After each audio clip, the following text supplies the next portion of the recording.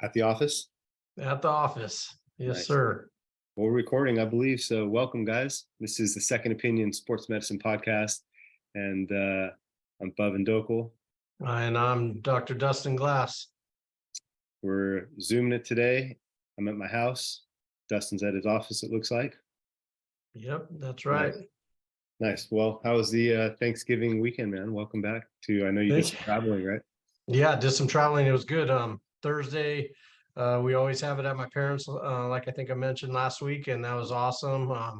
Mom always goes all out, and then we kind of supplement it with extra stuff. But house always looks great and feels great when we get there. And we got a small family, so it's just a handful of us, but it's nice and relaxing. Watch some football with my dad, kids in and out.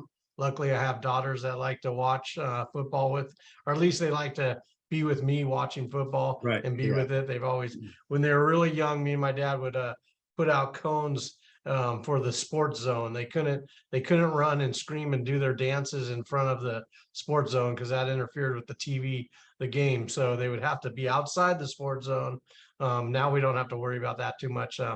But actually kind of miss those days, but they definitely watched the game with us. And then Friday we got up early and headed out to Bakersfield to see John and Sarah, who you know, Beautiful. Yeah. and meet up with them. And it's always a good time. John's sister and brother-in-law Dixie and Jeff live out there, so it's a I remember good, her. yeah, it's a good meeting place. They come down from Chico and we go up from here. So it's a good little, it's a nice time we've been doing it since the kids were little. And so it's a good time. And we always play over the line and play flag football and try not to hurt ourselves. Try But not to hurt yourself, right? Yeah. How sore are you today? That's what I want. I'm pretty sore. My back was locking up on the drive home. John was really sore. I was Yeah. all-time quarterback. John had to take one for the team and be DB and receiver. It was He's good. young. I couldn't lose, so because I was quarterback, so it was good. And me and him are on the same over the line team because we take, back in the day it was me and him, and then we take all the youngest kids and then we basically play against everybody else. Now Basically everybody's beat up getting, on everybody.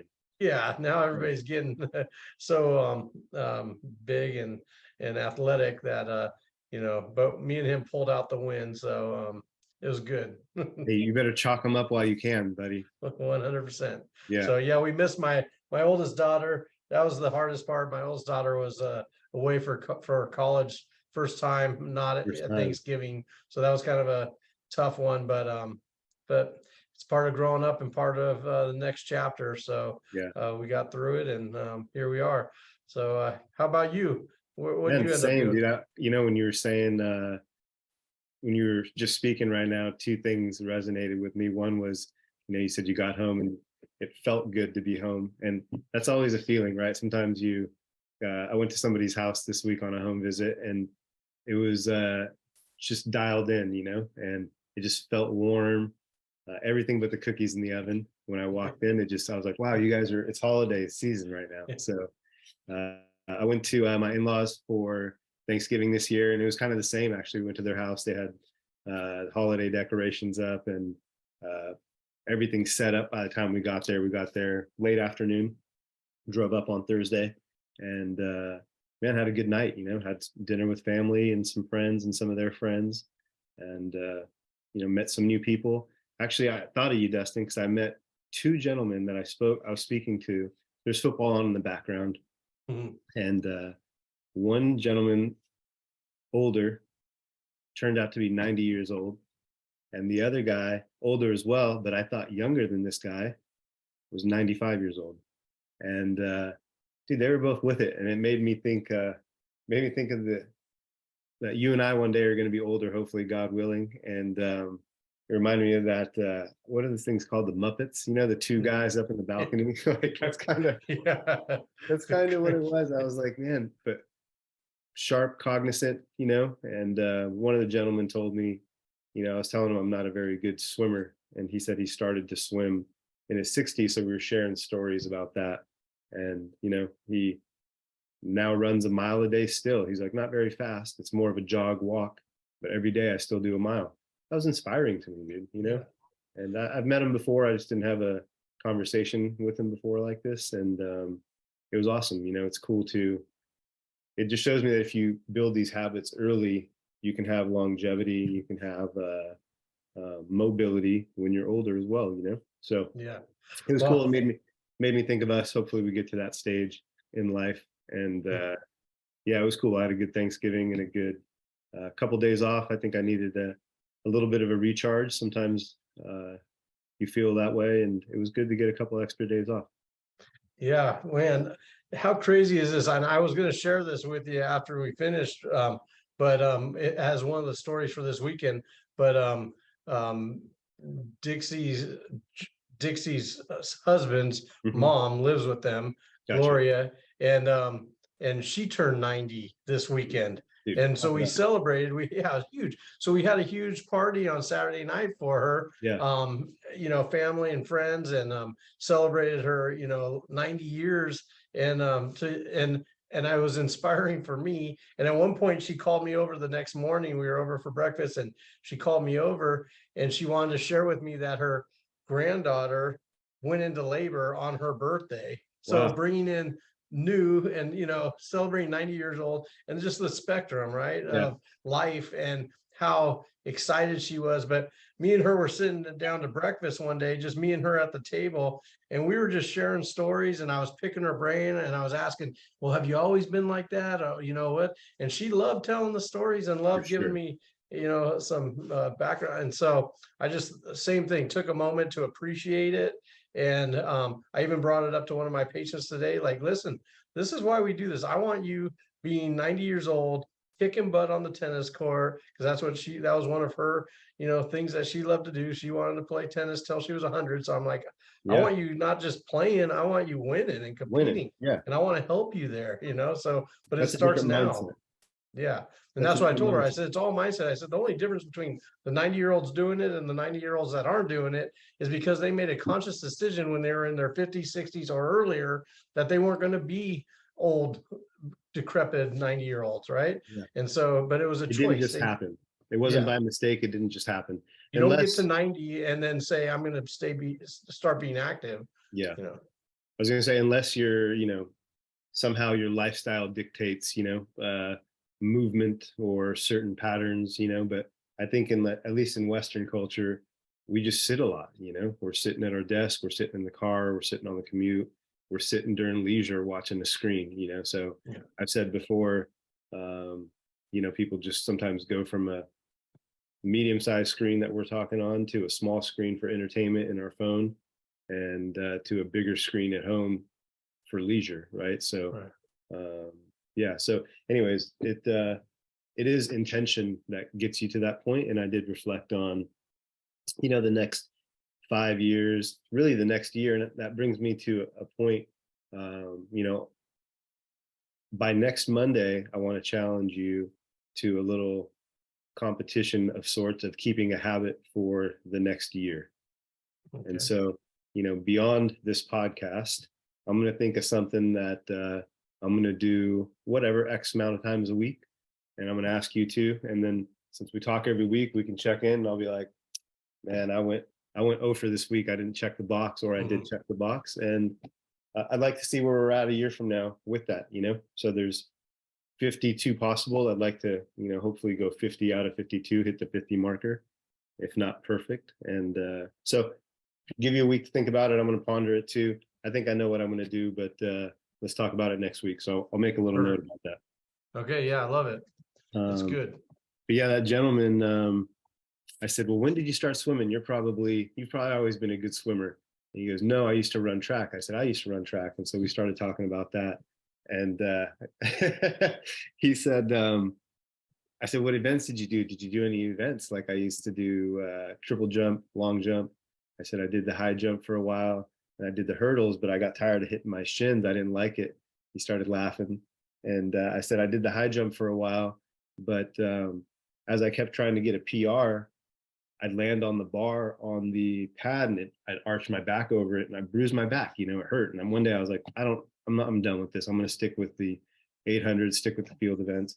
And I was telling him this, and he said, "Oh, yeah, when I was like the Fosbury flop came about after, he's like, that's not how they did high jump in my day." And then he's like, it was revolutionary. And so Oh man. we talked about that. And then that made me want to ask him if, like, when they played football, if they were wearing leather helmets back then, because we were watching the Vikings play for the Thursday night game, So I was just thinking about his span and his spectrum of what he's seen, and then made me think, like, look, we went to school in the 2000s, and just 2000 to 2004, life was very different than 2020 to 2024 coming up in the next couple of years, right? Like drastically different, like tremendously different, Yeah. And so if the next 20 years are half as different as the last 20 years, like, man.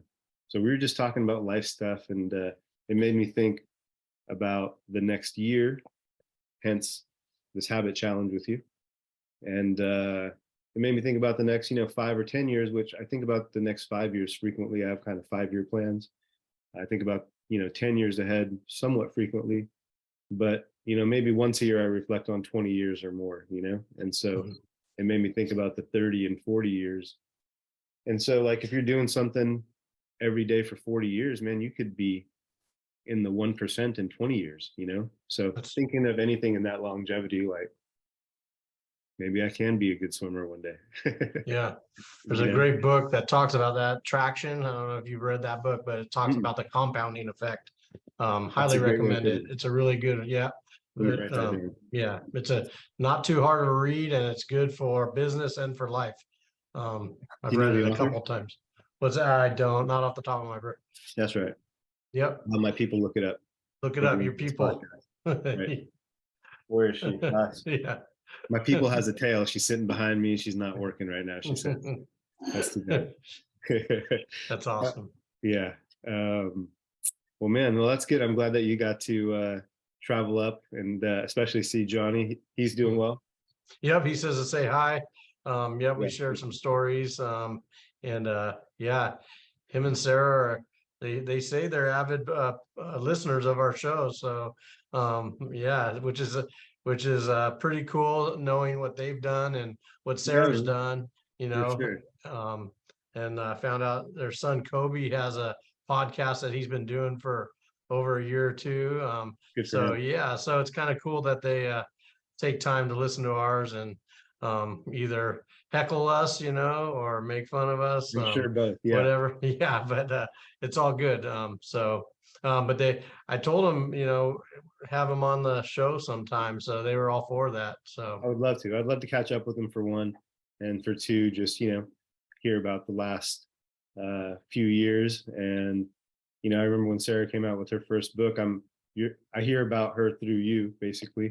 And I was happy for her, and definitely recommended to a few patients over the years, and, followed when she came out with her other book. And it's really cool to see people doing things that they love and following kind of a path that maybe a lot of people wouldn't follow because it's hard, or there's no instructions to it, all right. So I have a lot of respect for her, and I had a lot of fun with Johnny in school, and so it's cool they listen. Shout out to them for sure. And yeah, man, hopefully starting in January, when we start to have guests here, they can make some time in their schedule and come on with us, which brings me to my next point. I spoke with one of my friends who's a player in the league, and he was asking me, "Hey, man, are you mad at me?" And I said, "I don't think so. Should I be? Is there something I don't know?" And he said, "I'm just wondering if you're mad at me because you haven't asked me to be a guest on the podcast." And I said, "Oh, shoot. Well, I can put you in line. The list is long right now, bro. I don't know what to tell you. Like, maybe I can get you on in 2023. I don't know." There you go. I was no, I told him we didn't plan on having any guests till next year, but we're going to have guests on, and I'd love to have him on. He has a very unique story as to how he got to the league, and he's had injuries just like everybody else. And so that's one of the things that I'm looking forward to, whether you're a pro athlete or whether you're someone who's inspiring in the sports medicine world or otherwise. When we start to have guests on, I really like to learn about people's journey and their story, and have them share, their what they overcame and what they've learned. I think that's interesting, and it's cool to be able to do that. Yeah, no, that's huge. And I hope and having guests is by design. We have not had guests yet. Me and you have talked about it almost, the last 4 weeks. We've, sat down after these shows, and for the listeners, so they know, by design, we're waiting and we're putting our list together and working on certain things that we're excited about for the future. So and we're hoping that it'll kind of gain momentum, like we're talking traction, compounding effect, Yeah, true. where, even if we just get a couple on or more, I mean, the list is looking pretty good. And if we can touch, upon somebody and somebody can learn something from what we're doing, that'd be great. Speaking of that, this weekend I got home Sunday afternoon, evening, turned on the TV to try to get some games in. And right before the Philadelphia game, I don't know if you caught it, but there was a little segment, interview, Michael Smith's interview. I don't know, did you catch that at all? I didn't know. Who was he interviewing? He was interviewing one of the offensive linemen for the Eagles, Lane Okay. Johnson. Gotcha. Yeah, so which and it was pretty cool, being, a lineman myself. I always gravitate. You don't get to see They're not on TV much. no, the guys on the trenches, Yeah. in the trenches are not, they're not the prettiest people all the time. They're not the most You just articulate. don't get the credit. That's it. You're right. And you guys should, Yeah, right. Yeah. The game is won and lost in the trenches. That's what Absolutely. Yes. So anyways, I, it got my attention, but what was inspiring and what he was talking about was about his struggle with mental health. And I dug into that a little, and it, goes back, he a couple of years ago, he actually took a few weeks off from playing, kind of for personal issues, and nobody really knew what was going on. And he's now, over the last year or two, making this a platform to talk about his struggles with mental health, which I thought, man, what an awesome thing, because you got this big gladiator like, guy speaking on things that are sensitive subjects about his feelings, right? And how it can break you down. And like he said, it was his personal hell he was living in. And so it was just kind of inspiring. But he not only did he talk about it, it was interviewed, but afterwards they took about 10 minutes, the panel, once the interview was off, they continue to talk about mental health in the league and the importance of talking about it. And I'm like, man, you don't hear these conversations ever. And so I just giving it up to, Lane Johnson for, having the guts to do that. And then letting the league also, do that as well, continue. And they kind of finished it off with one of the commentators saying, and I wrote it down because I thought it was good. We're talking about the strengths of these athletes and how they're expected and they're in the spotlight and how they have to be strong all the time and all this. And that, it's not talked about, but she summed it up perfectly, I thought. And she said, the ultimate strength is asking for help when you need it. And that's huge, right? It's such a huge point to make, is that, it's just one of those things that I don't think people do enough, or it's not spoken about enough, is to recognize it in yourself. Because when you're in those moments, it's all encompassing, it's all involving on you, that you can't get out of. So to be able to say, time out, I need help, that's the biggest strength. It takes a much bigger person to be able to say, I'm not doing okay, I'm not mentally strong, I'm not mentally healthy, please help me, than it does to push a 300-pound lineman across 3 yards to get, the rock into the end zone, right? Well, that's yeah. So agreed. So and with that, anyway, so I just want to bring up that because we talk about injuries. Well, the mental health is a big injury that, needs to be discussed more. And Dude, 100%. It's so, I think the days of there being stigma to that are kind of in the past. You're almost naive if you still have a stigma to that. And it's not just a big bad athlete, right? It's really everybody. The whole world went through a pandemic, whether it was affected you aggressively or it didn't at all. It affected the economy and everything, and so there was a level of stress to that. And you and I both know that we've had patients come in with mental health issues, whether it's stress. And so I don't think there should be a stigma to it, and I don't see it as much as I did 10 years ago, where it was now there's apps where you can talk about that. Mm. I think it's interesting you brought that up today, because I wrote that down as a bullet point to talk about specifically next week, just because I had a couple players reach out to me in the last month, and knowing that we had a little bit of a family tragedy a few weeks ago, that will weigh on me as well, and so I had some players reach out, ex-players, and sometimes I shoot a text just saying, hey, I'm just checking in, how you doing? And this one particular guy, I'm not doing well. I said, what's up? So no response. There was some back and forth, but it made me think about that exact thing. And there shouldn't be a stigma to it for an athlete or for anybody. There's no reason for it. It's an injury, or think of it. It doesn't even have to be thought of like an injury, but just like you would take something for a headache, speaking on something or talking to a medical health professional or following their recommendations is good practice. Yeah, no, 100%. And we're like, when you hold it in and you don't let it out, we're like pressure cookers, right? It boils, steams up, and then eventually pressure has to be released. But if you can let it out in little increments, on a regular, you won't feel that tension and stress as much. So like you said, just speaking it out, taking moments to check in, and sometimes people need help releasing that pressure. So like you sending in that text, like, hey, just checking in, how you doing? That's good, because sometimes people need help, and then it gives them the opportunity to whatever. Even him just saying not good is releasing some pressure, right? And it also says, man, somebody cares enough to check in, right? Because he might be in a moment where he doesn't feel like anybody cares or gets it, but he got, you checking in. That's sometimes enough. And you never know. You hear stories about that all the time, that it's there's a fork in the road, right? And you never know when you can help bring it over to the better side. So it's but important.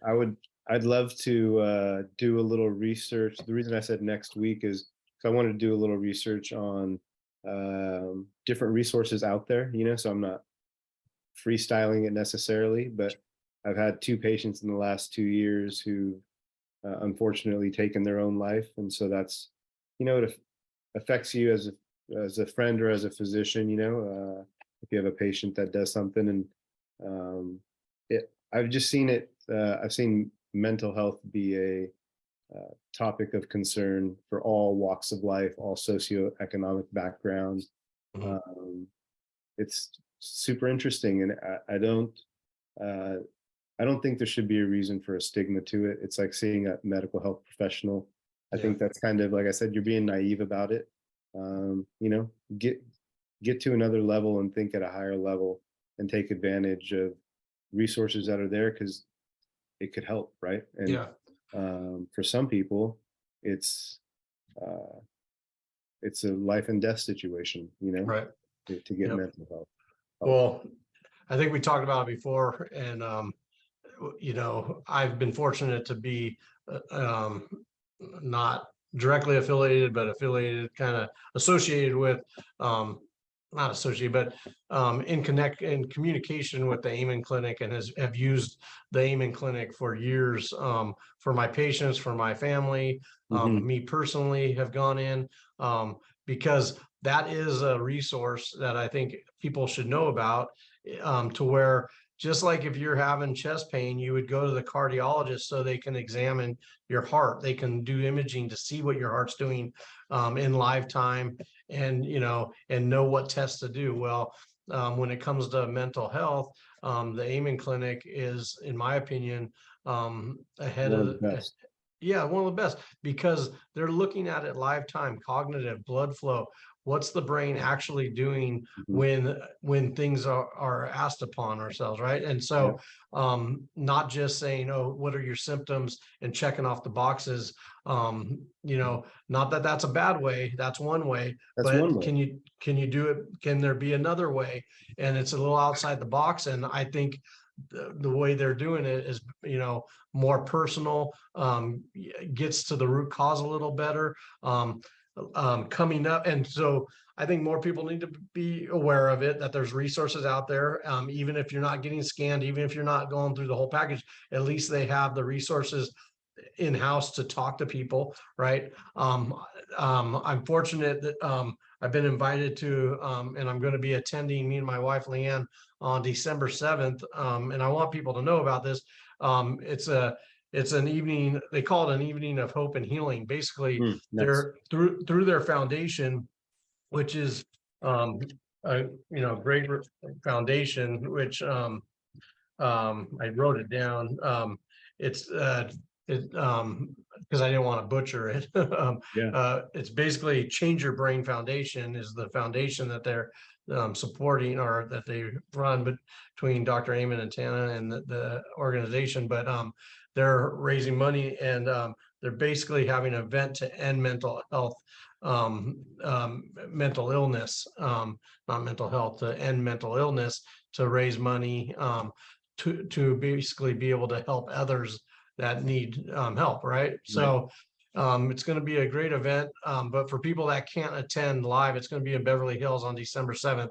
Um, you know, we can get people information, but if they can't attend live, they can also stream it also, so they Oh, can cool. be away from it. So one, it's raising money for a good cause, but two, it's bringing awareness to the resources that are available to people.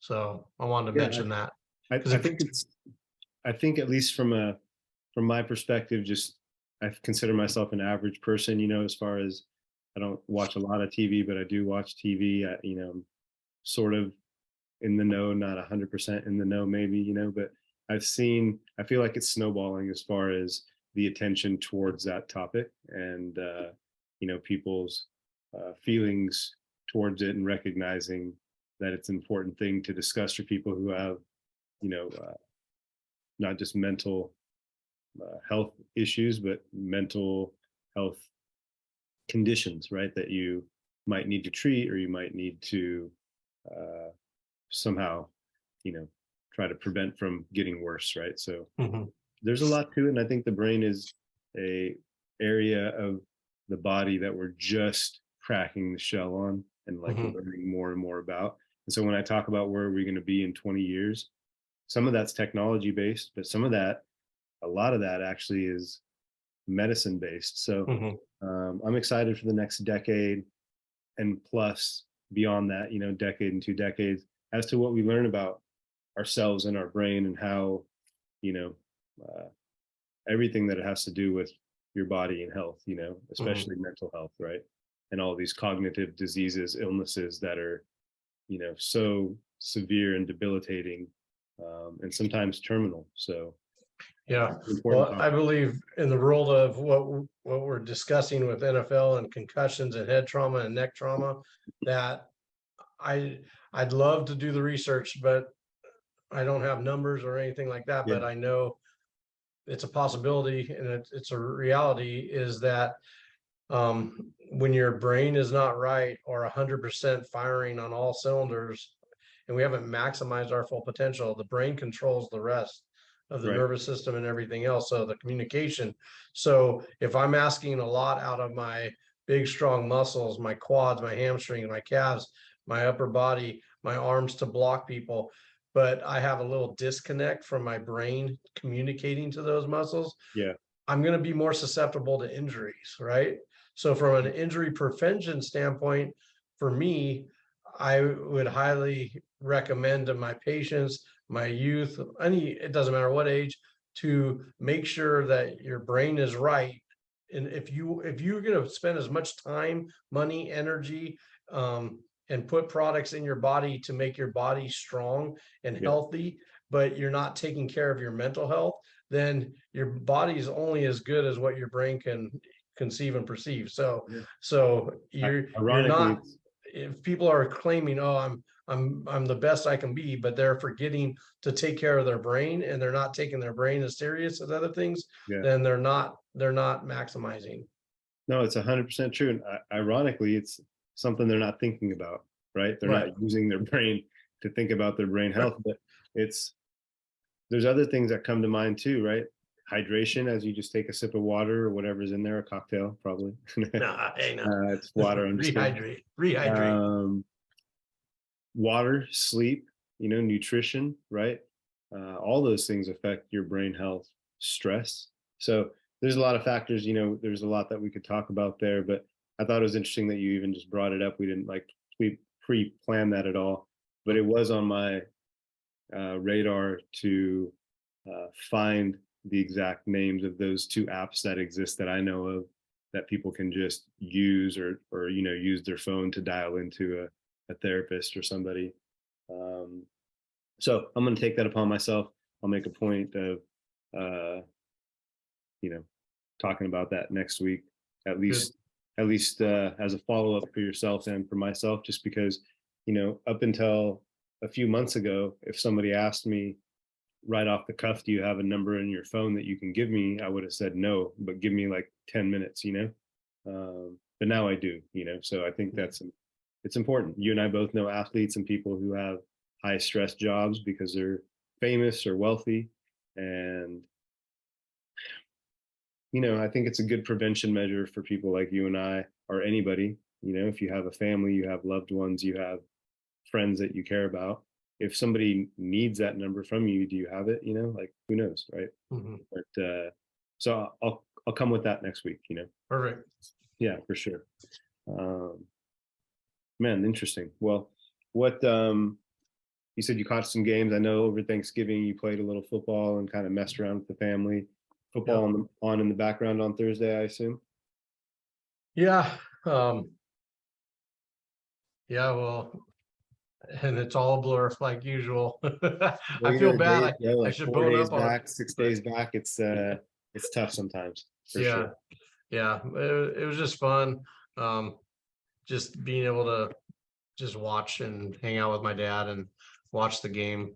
Special time. So, Yeah, but I think the holiday games are not always the best games because you always have the Cowboys play. Some years are good, some years are not. You yeah. always have Detroit play. Some years are good, some years are not. But those games are a little bit nostalgic because at least in my family, you're watching that typically with friends or family or cousins or Mhm. whatever the case is, and it's kind of fun. But luckily, I didn't see anybody seriously get injured. There was definitely some timeouts in play in all three games, and I did sporadically watch all three during the day. But I did see some injuries during the week. I caught some football on Sunday. I watched the 49er game. I watched the Charger game as well. They were playing the Cardinals.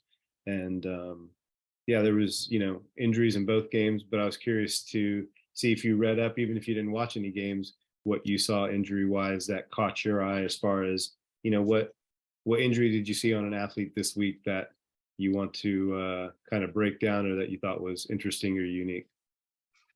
Well, in doing some of the research, the big ones that came out were Aaron Rodgers with his rib thing. I was flipping through the game. I started the game, saw what he was doing in the beginning of the game, came in third, fourth quarter and saw that he wasn't in. So I Right. quickly got online, figured out what was going on, saw that he was out with originally an oblique issue, then a rib issue, then oblique, going back and forth. So then in looking and doing more research, saw that, he was having rib pain and he didn't return because he was having trouble breathing. And he was worried, or they were worried that he might have a collapsed lung, Mm-hmm. because of the trouble breathing and the amount of pain he was in. So thought we could kind of talk about that and about rib injuries and stuff. And then on another note, the Fields is out because of that dislocation, Hmm. shoulder dislocation Shoulder on his left dislocation. arm. Right. Yeah, from last week. So they kept him out. I guess he was out there warming up, but he knew he wasn't going to be playing. And then his backup, uh, Trevor Simeon, Hmm. um, I guess he strained his oblique in warmups. So Oh, right before yeah, his start, huh? yeah, right before start. So how bad is that? I mean, you get the call, which he's been, in practices playing with the first squad anyways, but so it wasn't totally foreign, but to get your call and then, Yeah. and then strain it before the game. And I read something, he said he was really embarrassed about that, because they got guys out here 12 weeks, playing day in and day out, Yeah. and they're not coming out for strain. So he ended Yeah. up playing, but that was unfortunate. So we had, um, you know, Did you say he uh, powered through it and played, or did you say he didn't play and they had their backup to him come in there? yeah, so they didn't have a backup. They pulled a backup from the practice squad on Saturday, but ended up in reading through, Simeon actually ended up playing and did okay. So I mean, they lost, but Yeah. he said it hurt, but it didn't affect his play. Yeah, I was gonna say, So I think that's one of those where you go back and say, hey, I think I pulled something here, and is there something you can do to make this a little bit better to take the edge off? Because man, unless you can't go at all, that's like one of those times that you just, even if you're gonna suck, you got to kind of yeah. just gut through that one, I think. Yeah, exactly. Get your shot, right? Because you Yeah, don't know, especially with Rodgers, his days are limited.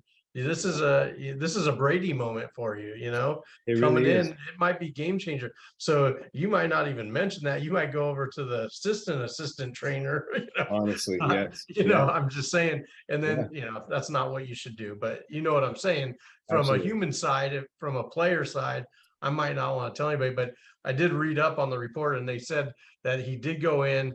They talked to him about it, and he did not get injected. He took some pills that took the edge off. So Gotcha. that was interesting that they divulged that much information, because Hmm. normally they don't divulge that. So I thought, okay, that's interesting, and it took the edge off, and like you said, enough to go out there and play. And Well, that's tough, right? You have an oblique injury, so oblique, to if you're not watching, if you're thinking about where it is, right? It's not the front of your abdomen, it's not the back of your back, it's not even the side. It's kind of like diagonal there. It's a muscle that doesn't go up and down or horizontally. It is an oblique muscle, and yeah, it you have you might be two. able to Yeah, you have an describe that internal a one. little better. Yeah, well, they have an internal one and an external one, or we that connect from the ribs to the top of the hips or the Yeah. pelvis. So, and basically, the internal oblique kind of crosses diagonal as if you reached across your body. That's the way the fibers go, and you put your hand on the hip, and then the externals go on the same side, from, like, if you put your hand in your pocket, so they overlay like this. Right. So the internal fibers go one way, external go on top, and basically they're a matrix. Internal, um, when they contract together, they flex and compress. When they contract it, when they laterally flex, the internal ones laterally flex and ipsilaterally rotate to the same Hmm. side. Same side. And then, yeah, and then All these fancy words. So when you I go know, side to yeah, side and rotate, yeah, there you go. So you break it down, yeah. yeah. And then the external do the complete opposite. They bilaterally do the same. They contract, they flex and compress all the internal organs and protect you, right? And Hmm. bring you forward. And then they laterally flex and rotate away from the side. I'll tell So you what, after Thanksgiving, my obliques laterally flexed and rotated away after I was eating and eating and eating. they They definitely extended got out. strained. Yeah, they Yeah. extended out. Um, So yeah, so you got this matrix of obliques, and so for a quarterback, think about how much time you that rotation laterally is flex and rotate, right? You need those every rep. obliques. Yeah, Yeah. every rep. So, I'm sure he so felt it. oh yeah. So for our listeners, when you have rib pain, or you have pain in your, torso, and you're not sure what it is, basically when you have an oblique pain, if it's a lower rib pain, you don't know yet if it's an oblique muscle, an intercostal muscle, Right. or a rib. So Right. so we call it a differential diagnosis. You have to go through those three things. Okay, it's either your Or rib maybe an organ. or an organ. Yeah, that's the last. So in Rodgers' case, I didn't see it. Well, let's just say there's two basic cases for the quarterback. Either you get hit or you get landed on. Okay, so an Yeah. impact could cause, and that's typically going to be the rib or the intercostal muscles. An over rotation or a sudden stop, a deceleration type Mhm. motion, especially a quarterback throwing the ball and then get hit, and then you're going to strain. So that'd be more of the oblique type mechanism, right? Yeah. So for who was it, Trevor Simeon, for him, I would assume, because it happened in warmups, no contact typically, Right. that it's more of the acceleration deceleration type mechanism. He overexerted it, strained, He's the probably trying to whip it in warm-ups, yeah, He's yep, probably trying to whip it and try to get a little spin on the ball and try to, I don't know if it where the game was, but if it's windy, you're trying to see, can I get it, to the other hash mark? Can I throw the deep ball? And you yeah, might, during the game, you're going to take a little bit off on the timing routes or on the shorter routes. You might not even go deep if it's the elements are involved, maybe more than a couple times a game, and right, those are strategic times. And so yeah, I think your assessment on that is probably right on, especially yeah, no trauma, no contact during warmups. And it's unfortunate. I think if you're not used to the reps, you could maybe put a little bit to that. He probably yeah, took more reps during the week than he typically does, probably harder reps during the yeah, week as well.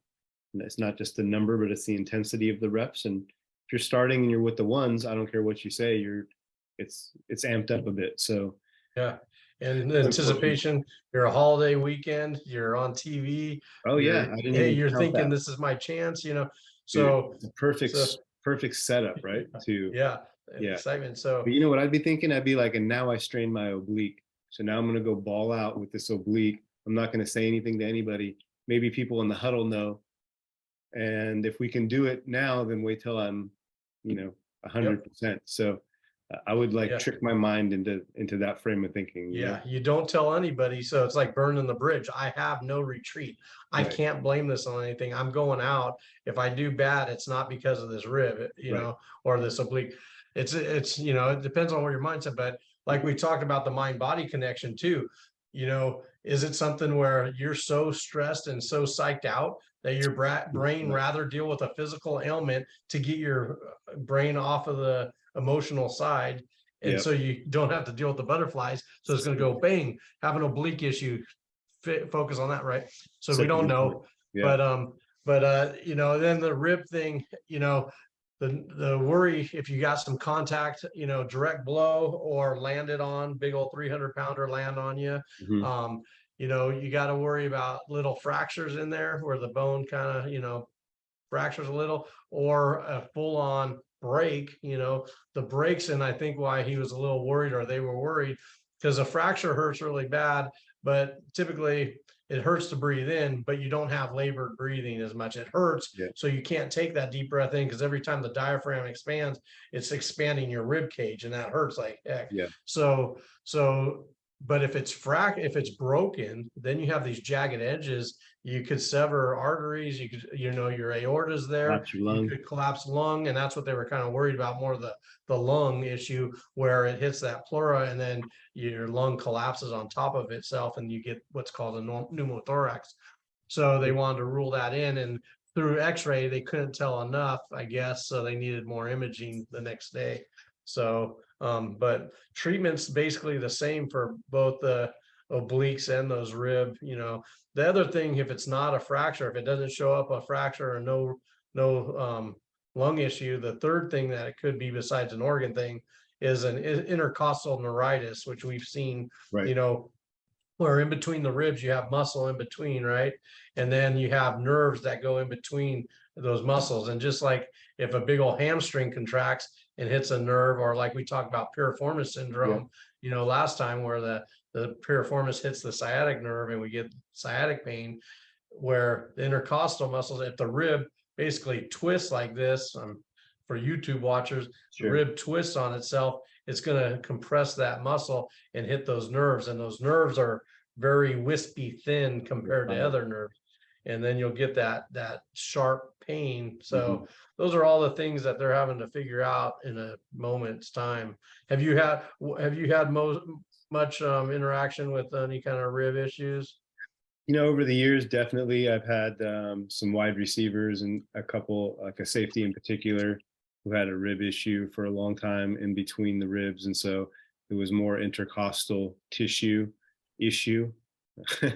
And, we dealt with it and worked on it week to week, and it slowly healed. That area is kind of low vascularization, and so it's slow to heal. But we used PEMF, we used the Beamer unit in particular is what I use, and a lot of hand-on kind of through that area, and we're able to kind of facilitate that healing. When you were talking about the obliques, the last time I was talking with a patient, she's like a marathoner and is very into understanding what's going on and visualizing with it. So she was asking me about the obliques, and I said, just think of your seatbelt. Like when you put on your seatbelt and that it goes across, that's kind of what your oblique is doing. One of them where it's coming this way. And then I ended up eventually showing her on one of those little muscular charts, like boom, here it is. This is what it is. This is for rotation. So the way that you explained it, for those of you that watch on YouTube, Dustin was kind of giving you some movements with his explanation, and that's it's spot on. But when you were talking about collapsed lung, I wanted to touch base on that to have you break that down a little bit, because interestingly enough, not only can you have a rib fracture that can collapse your lung, end up in a pneumothorax, but you could also have a respiratory issue that collapses the lung as well. And this past weekend, a good friend of mine's relative had an issue with that from a respiratory issue, an infection that got bad, and so from an athlete level, or anybody that might be elderly and then get sick, or somebody who has an injury that leads to that, what is a collapsed lung? Because it sounds scary, right? If you hear it as a layman, somebody says I collapsed my lung, you're like, can that heal? Obviously, I mean, explain to the people that are listening, and what is the danger in that? Yeah, so basically it's so you have a sac around the lung, and then you have the lung, which is we all It's like know a what a lung sponge. does. Yeah. Yeah, it's a sponge. It's got a bunch of little cells inside of it, that little balloon like things in it. Little air But sacs. yep, little sacs.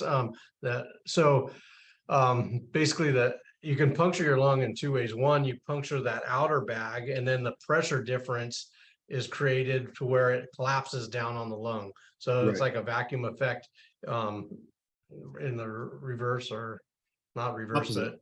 Yeah. Yeah, it's the pressure gradient puts too much pressure because you've lost the air surrounding around that lung. This And isn't then a perfect example, not to interrupt, no. my apologies, but I was explaining it like when you take a water bottle on an airplane and you go up to altitude, your water bottle crushes, right? It collapses in because there's more pressure outside than inside.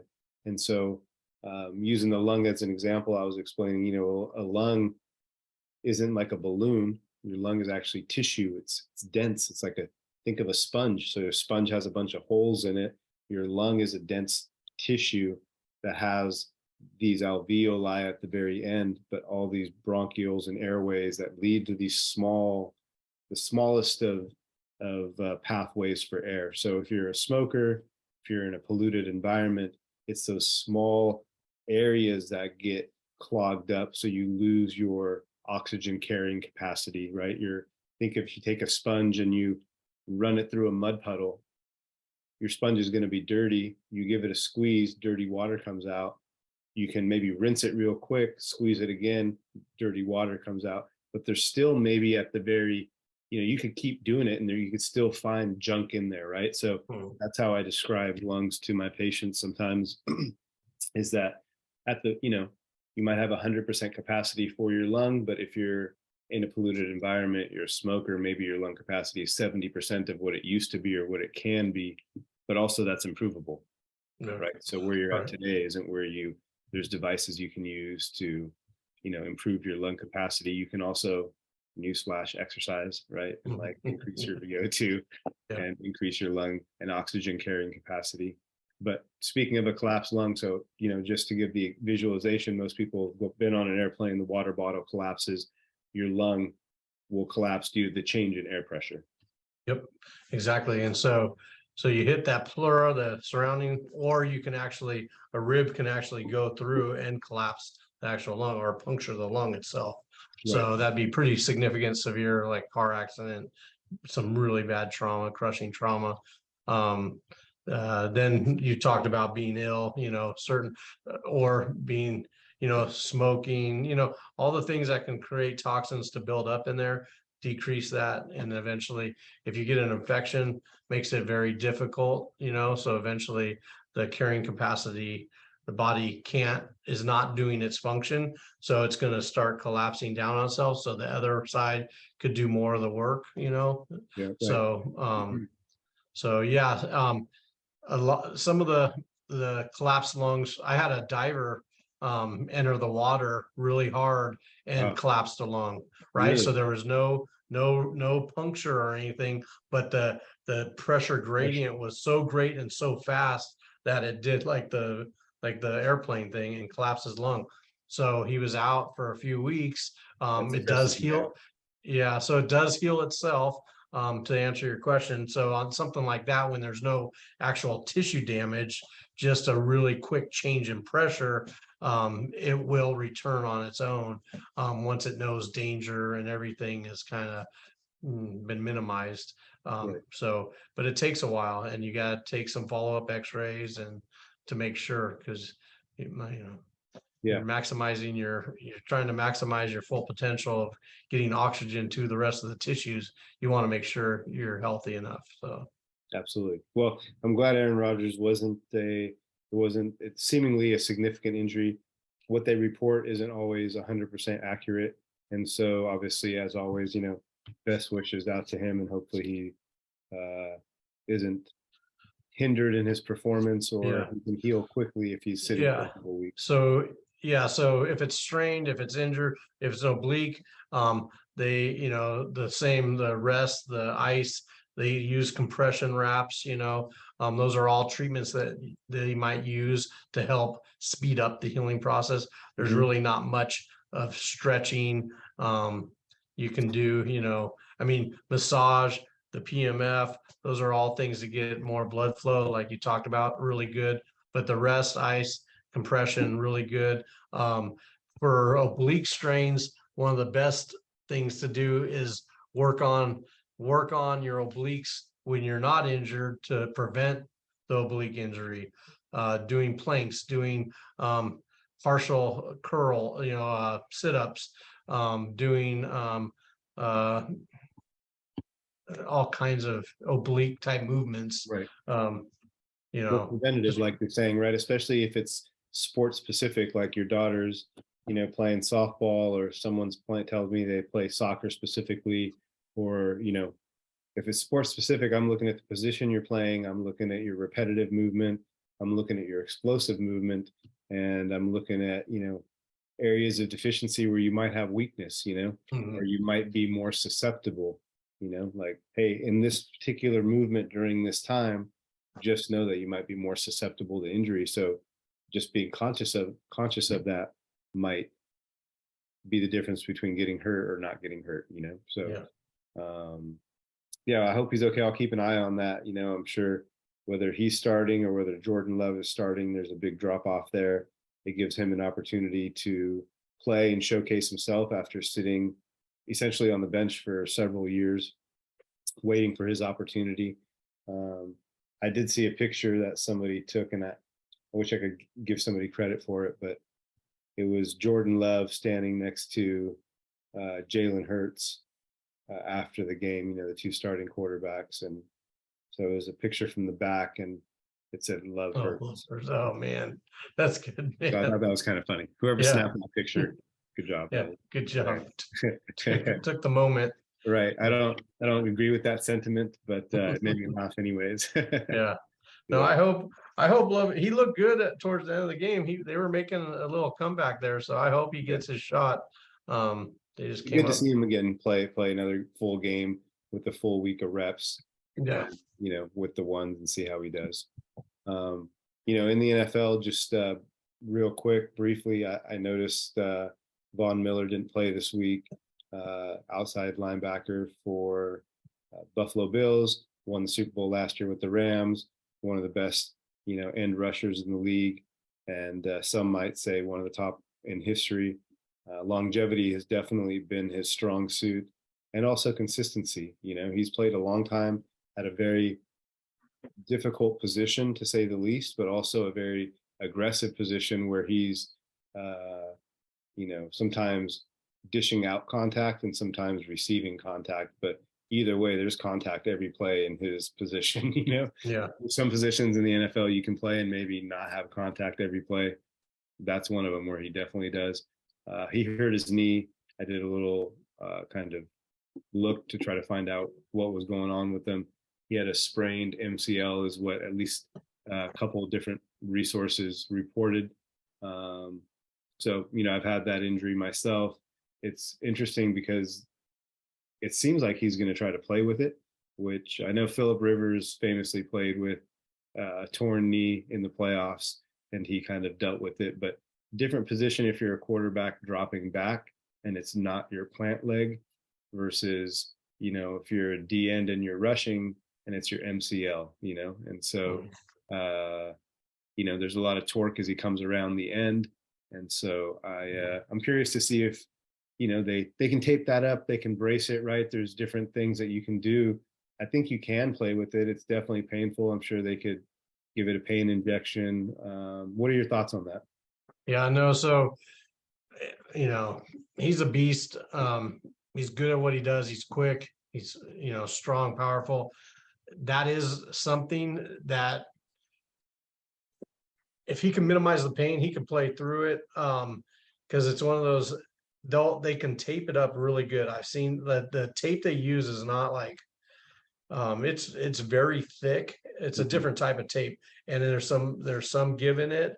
And that they can tape it in such a way to reinforce that collateral ligament. Right. Yeah. So and they just basically keep tape and wrap around the top, anchor bottom on the calf, cross. Just they're basically layering it up. Have them test it. Okay, that feel good. Nope, a little more. Boom, boom, boom, and they can build that up. Okay, and then they can brace around it, and those braces are super lightweight now and can take a lot of impact. So he can have a brace that can protect even if he gets hit on it. There'll be very minimal motion, and if they can structurally get it strong enough with the taping and the bandages and everything and make it to where, and they'll test it with the orthopedic test, if Sure. they can feel like, okay, even if you got whacked, as long as you have the brace, we know it's only going to move minimally. You're not going to tear it farther. It's just how much pain can you tolerate. I think it's going to come down. Is it strong and stable enough to where even with impact you'll be fine? Yes, no. Can you play with it? Do you want to play with it? Yes, no. And then they'll make their decision. But That's well put. and it's getting towards the other side of the season. He's not with the Rams anymore. He's with a team that Well, that's I don't that's know. to my point is, from the opposite perspective, if he was my personal client, yeah, I treat at least one person regularly from the Bills who I could, I guess, reach out to see how he's doing or to see what his treatment protocol might be. Maybe he wouldn't even speak on it, but if he was my player, I might say, hey, we're coming up on week 13 here. We're a playoff team. Rest this thing for 3 weeks, come back week 16 or week 17, make sure it's 100%, or just take the week off maybe, like I would err on the other side of things. Although I 100% understand those guys want to play every game. I wouldn't want to not play, right? But I would be in my patient or athlete's ear saying, well, hey, this thing could get worse, right? And taking both things into account. If you're sitting on the sidelines versus if you're playing even 30 snaps, what's better and what's going to cause inflammation and what's going to cause irritation or what's going to cause less? I mean, there's no question resting is better than playing. Playing is going to spike that thing up. So if you want to go through the cycle of 5 days of rehab or 6 days of rehab to play for 3 hours and then another 6 days of rehab to play for 3 hours, we can definitely, they could do that, I'm sure. But being in, looking at week 13, you got 4 weeks of the regular season, maybe 4 weeks of playoffs or more. Can you do that 10 weeks in a row? Would you want to? So I'd maybe, just speculation. I wouldn't be mad at my athlete if they sat for a week, or if they went and they felt comfortable. Hey, just be cognizant and smart about it, right? Like there's times to go 100% when you're playing and there's times not to. And, he's an all pro, so I don't need to tell him anything.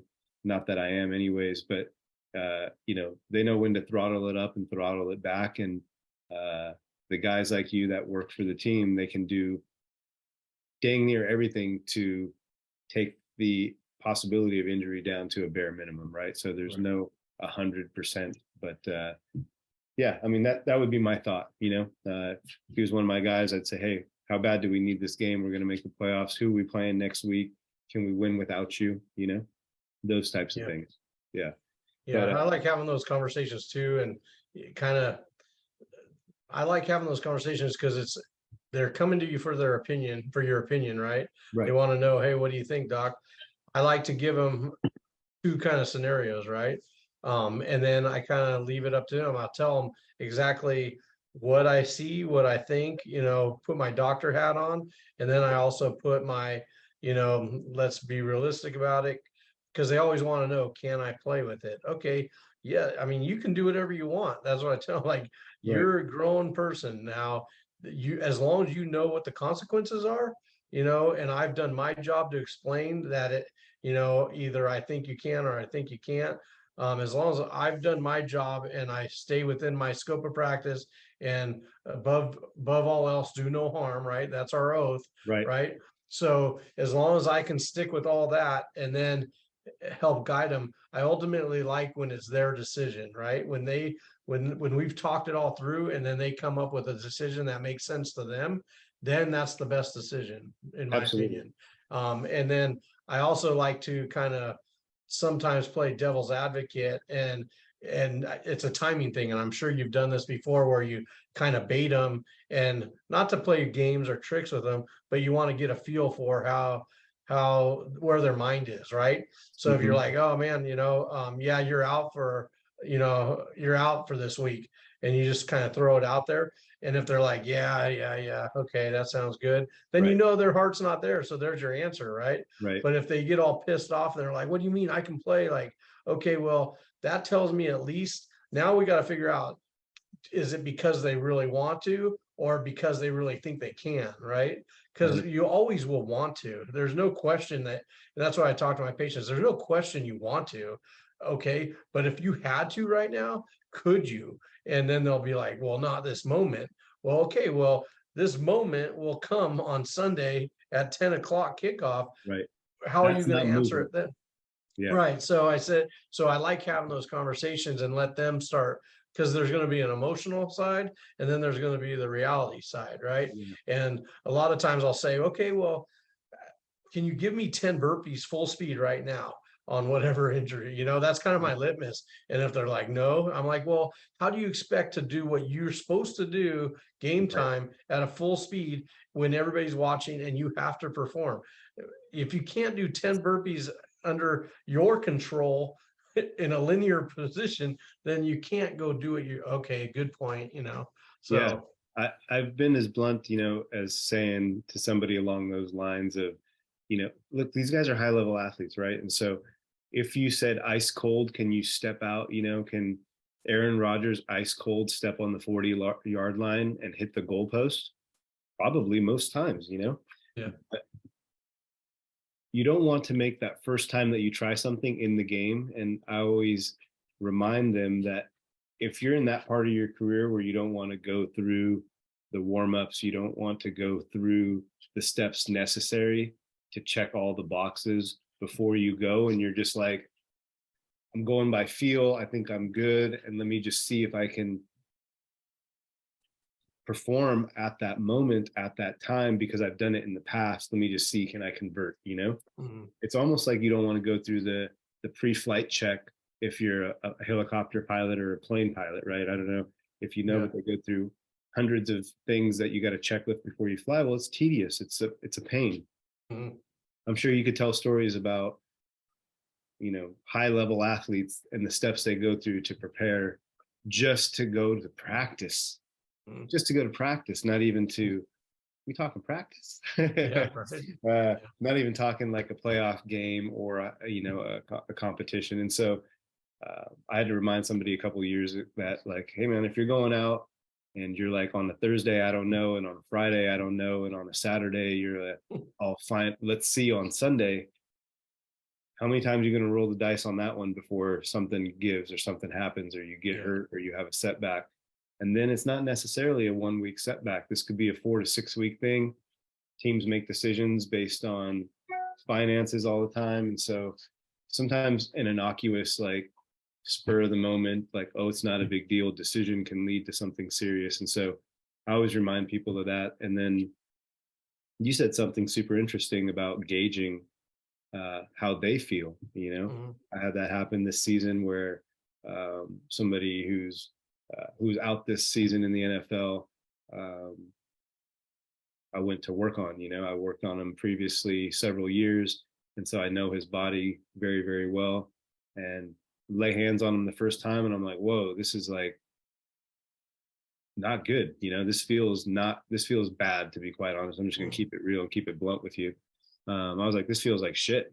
This doesn't feel good. This is the worst that I felt this body part on you in the 6 years I've worked with you. And I haven't worked with you in, like, a year, but this doesn't feel good.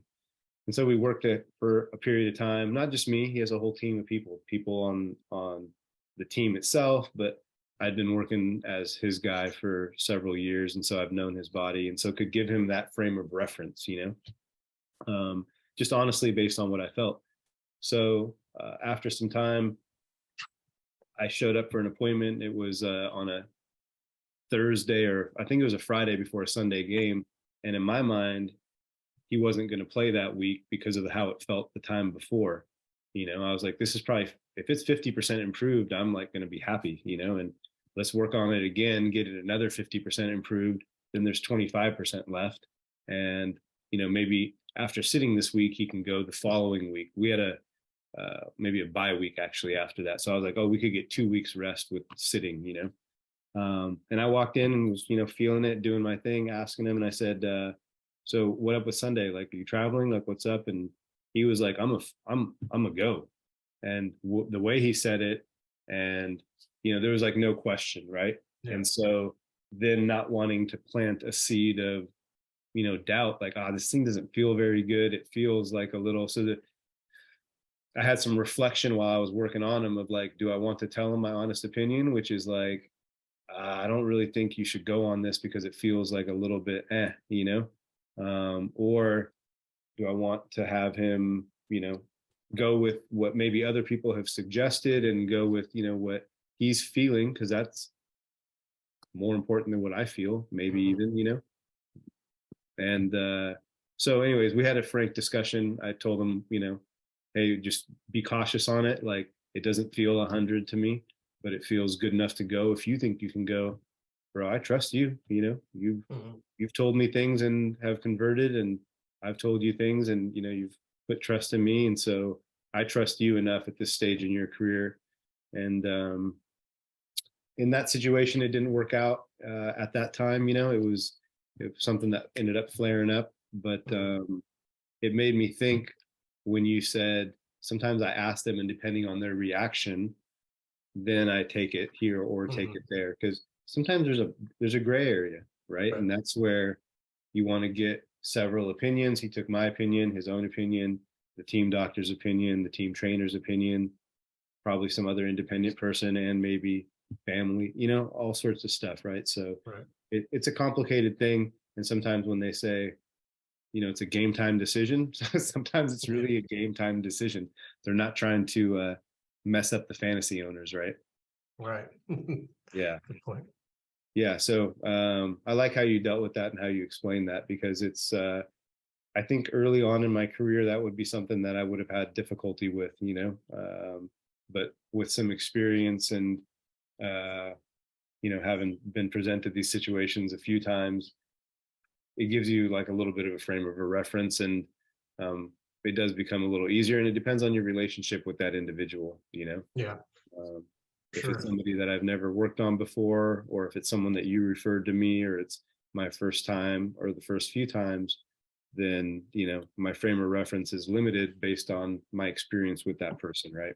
So I know you've worked with certain people for decade plus as of high with other people, and so when you have that longevity, you really learn the person's body, you learn their personality, you learn what they can and can't do, and so you Mhm. can give your personal insight, right? That's all. Yeah, for So sure. All good, man.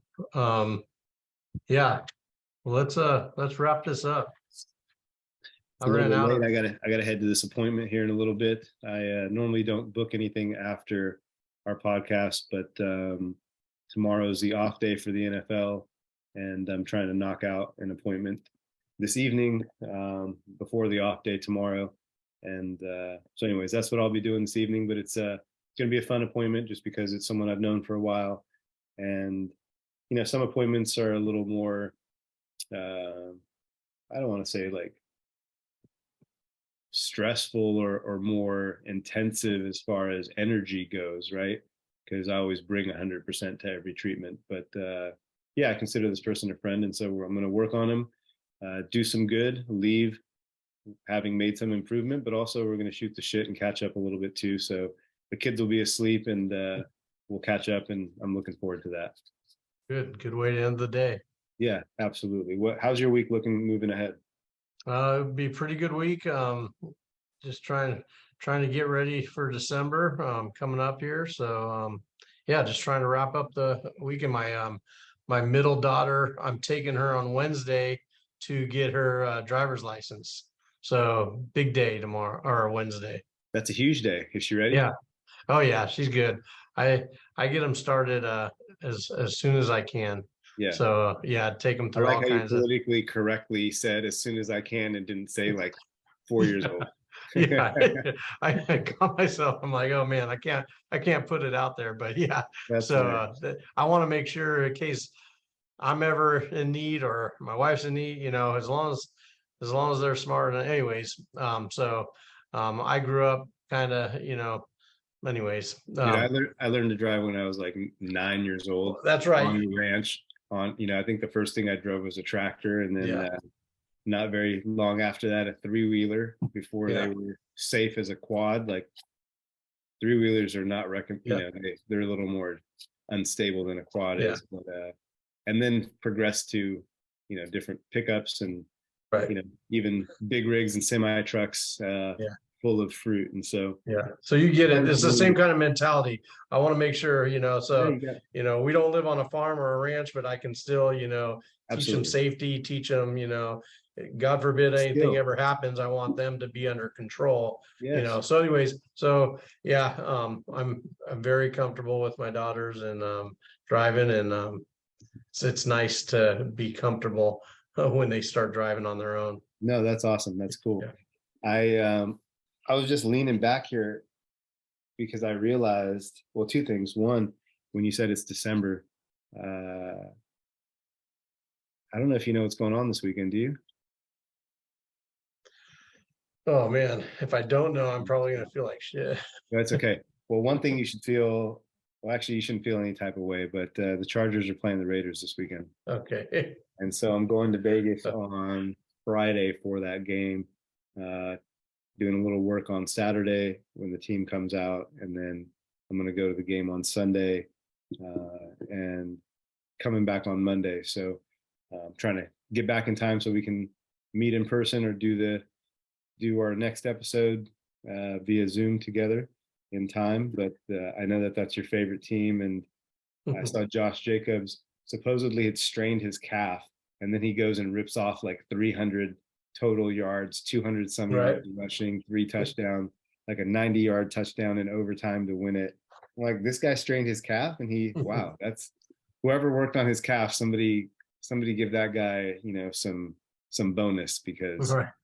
yeah, when you get all these accolades, somewhere there was a massage therapist or a chiropractor or an athletic trainer that was working on that calf all week long, Yep. and is getting no credit. But I recognize you, whoever you Yes. are, whoever you are, I Unsung recognize heroes. you. Yeah, Yeah. absolutely, man. And I know they're happy too. I always take, little micro wins and seeing people perform well if you have the opportunity to work on them, pre-game, whether you make a 1% difference or you don't. I'm always happy for those people, Yeah, so for sure. that's cool. Well, I'm looking forward to this weekend. I'm going to be thinking of you. If you want to make a little side bet on this game, I'm more than open. All right. I'll give you I'm not going to say anything on tape or video, so nothing on the record, right? So not nothing on the you can record. text me later. We should do something, push-ups, Yeah. some lunch, burrito, Yeah, something. But let's figure that out. That'll be for fun. sure. Well, I'm looking forward to that this week. Looking forward to some work. I'm going to try to get 24 hours of downtime. It's my birthday on Thursday, and so I'm going to try to take a evening off out there, but also get some work done and also see a game with my good friend Mike, who him and his Yep. wife are coming out. They're Oh, going to cool. go to the game as well. So it should be a good weekend. Hopefully, everyone on both sides of the field stays healthy. Yep. That's always the wish, and hopefully it's a fun game. And the Chargers squeaked out a victory with a 2-point conversion at the end of the game last week. I hope it doesn't come down to our last meeting. Last time I was in Vegas, winner goes to the playoffs, and the Raiders won in a very unique manner when we thought it was going to end up as a tie.